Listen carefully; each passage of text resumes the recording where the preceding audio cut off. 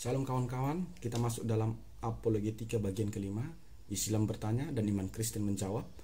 Apologetika Kristen masa kini menjawab pertanyaan dogmatis non-Kristen dari kacamata Alkitab. Bersama saya, Pendeta Ewin Joshua Silitonga dalam topik Apologetika Kristen masa kini. Untuk mengembangkan channel ini dan berbagi pengetahuan dasar tentang iman Kristen yang alkitabiah, saya mohon agar video ini di-share dan di-subscribe. Tuhan Yesus memberkati. Kita mengangkat satu topik, pertanyaan yang sering dilontarkan oleh kaum non-Kristen. Mereka bertanya, mana buktinya dalam Alkitab Yesus 100% manusia dan Yesus 100% Tuhan. Jika orang non-Kristen berpikir bahwa terminologi Yesus Kristus adalah 100% Tuhan dan 100% manusia bukan ajaran Alkitab, tetapi ajaran Konsili Nisea, saya pikir itu adalah kekeliruan, kesesatan dalam memahami sejarah dan isi Alkitab.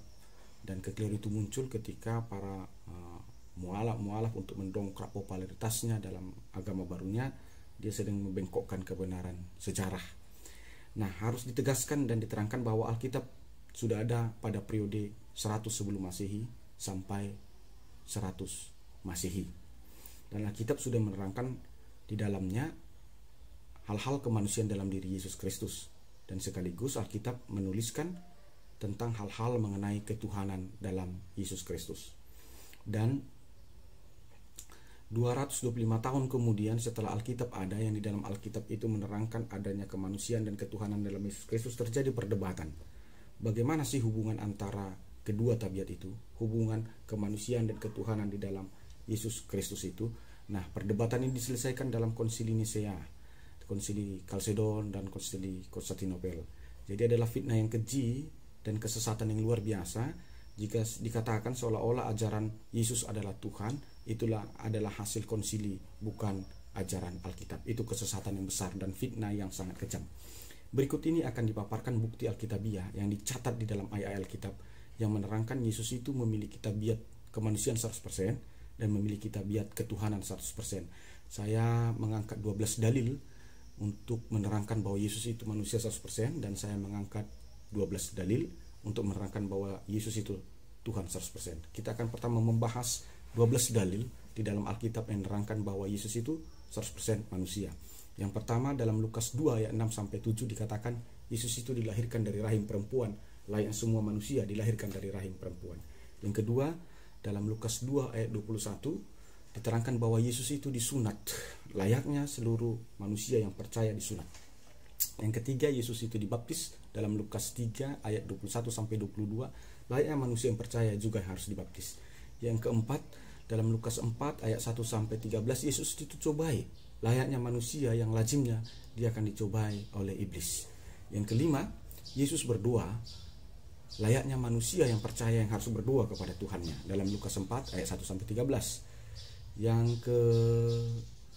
keenam, Yesus makan, lazimnya manusia yang harus makan, dalam Lukas 7:36.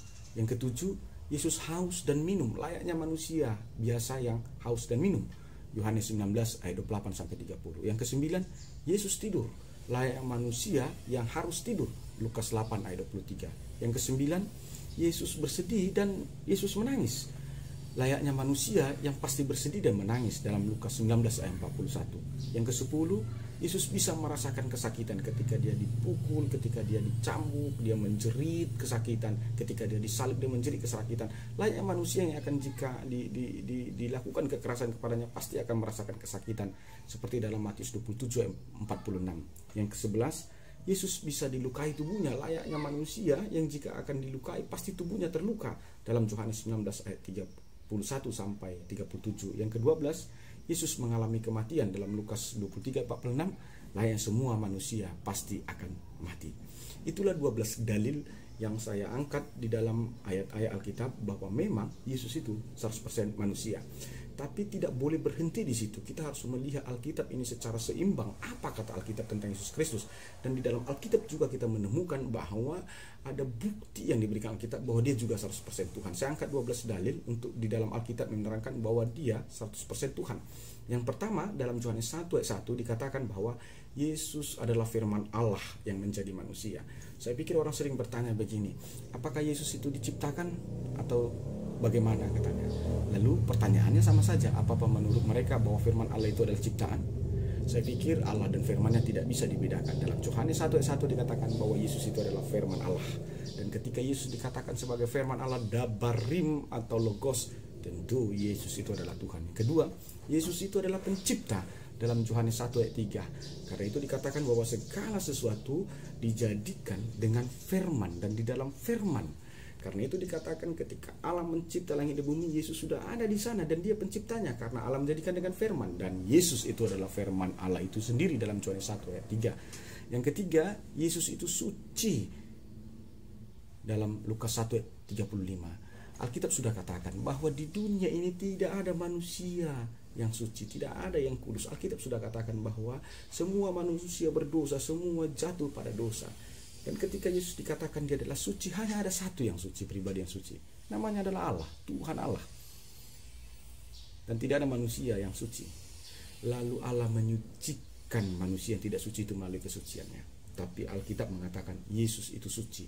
Lukas 1 ayat 35. Yang keempat, Yesus berkata bahwa dia bukan dari dunia ini, tapi dia dari sorga. Yohanes 8 ayat 23. Saya mau katakan sama kawan-kawan, ada nggak manusia yang nggak dari dunia ini?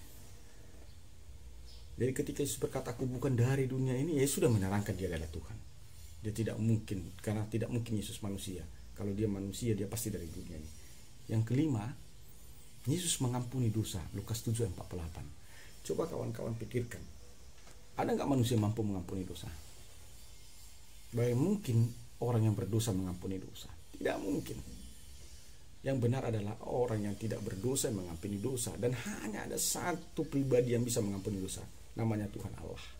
Karena Tuhan Allah punya kuasa mengampuni dosa, lalu dia memakai hamba-hambanya agar melalui hamba-hambanya itu pengampunan dosa yang darinya tersalur kepada orang-orang yang mau mengakui dosanya. Yang keenam, Yesus berkata bahwa dia adalah awal dan dia adalah akhir. Dia adalah alfa, dia adalah omega. Wahyu 1 ayat 8. Ini mengingatkan saya dengan perkataan Allah dengan Musa ketika di Gunung Horeb. Musa bertanya, siapakah namamu kepada Allah? Maka Allah berkata, Ahe Serahe, artinya aku adalah akulah yang pertama dan akulah yang terkemudian. Dan Yesus memperkenalkan dirinya kepada Yohanes di Pulau Patmos melalui sebuah penglihatan. Yesus berkata kepada Yohanes Patmos, aku adalah awal, aku adalah akhir, aku adalah alfa, aku adalah omega.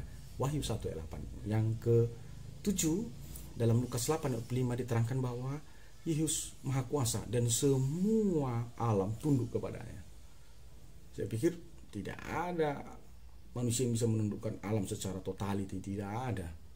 Tetapi di dalam Lukas 8 ayat 25, Alkitab menerangkan semua kuasa alam tunduk kepadanya. Yang ke-8, Yesus dikatakan dalam Matius 1 ayat 20, Yesus adalah roh Allah. Dalam Matius 1 ayat 20, Yesus adalah roh Allah. Jadi jika Yesus itu adalah roh Allah, berarti Yesus itu adalah Allah itu sendiri. Itu adalah sisi ketuhanannya. Yang ke-9 dikatakan Yesus adalah Mesias juru selamat. Yohanes 4 ayat 25 sampai 26. Bukankah Nabi Yesaya sudah berkata bahwa Mesias itu adalah Bapa yang kekal. Mesias itu adalah Tuhan yang perkasa. Mesias itu adalah Raja damai. Mesias itu adalah penasehat yang agung. Karena itu ketika dikatakan Yesus adalah Mesias, ya sama saja Yesus itu adalah Bapa yang kekal yang menjadi manusia. Dia adalah Raja damai yang menjadi manusia. Dia adalah Allah yang Maha Kuasa yang menjadi manusia. Dia adalah penasihat ajaib yang menjadi manusia. Yang ke-10, Yesus ada sebelum Abraham ada dalam Yohanes 8 ayat 58. Memang dalam wujud kemanusiaannya Yesus itu ada tahun 1 Masehi dan dia wafat tahun 33 Masehi. Itu wujud kemanusiaannya. Tapi dalam Yohanes 8 ayat 58 Yesus berkata, sebelum Abraham ada aku sudah ada. Dan menurut sejarah bahwa Abraham itu lahir kira-kira tahun 1000 sebelum Masehi. Nah itu yang mau dikatakan Yesus adalah bahwa dia adalah Maha Kuasa. Bahwa dia sekalipun dia datang dalam wujud kemanusiaannya pada tahun 1 Masehi, tapi sesungguhnya hakikatnya sudah ada sebelum Abraham ada. Artinya dialah Allah yang pencipta itu. Yang ke-11, Yesus bangkit dari kematian dalam Markus 16 ayat 6. Yang ke-12, Yesus naik ke sorga dalam Lukas 24 ayat 51. Nah dari 12 dalil ini yang saya angkat dari ayat-ayat Alkitab untuk membuktikan bahwa Yesus itu adalah 100% Tuhan. Nah Lalu bagaimana hubungan kemanusiaan dan ketuhanan di dalam diri Yesus itu? Nah, persoalan ini adalah persoalan klasik yang sudah diselesaikan sekitar abad yang keempat, tahun 325 Masehi, Konsili Nisea, tahun 318 Konsili Kalsedon, dan tahun 481 Konsili Konstantinopel. Dan hasilnya adalah bahwa di dalam diri Yesus itu ada 100% manusia, ada 100% Tuhan. Dan ketuhanan dan kemanusiaan ini tidak tabrakan, tapi mereka saling melengkapi, dan ketuhanan dan kemanusiaan ini tidak saling bercampur. Manusia tetap manusia, Tuhan tetap Tuhan dalam diri Yesus. Nah, itulah Kristologi. Kiranya mencerahkan, memberkati, dan membimbing saudara kepada kebenaran Kristus. Tuhan Yesus memberkati.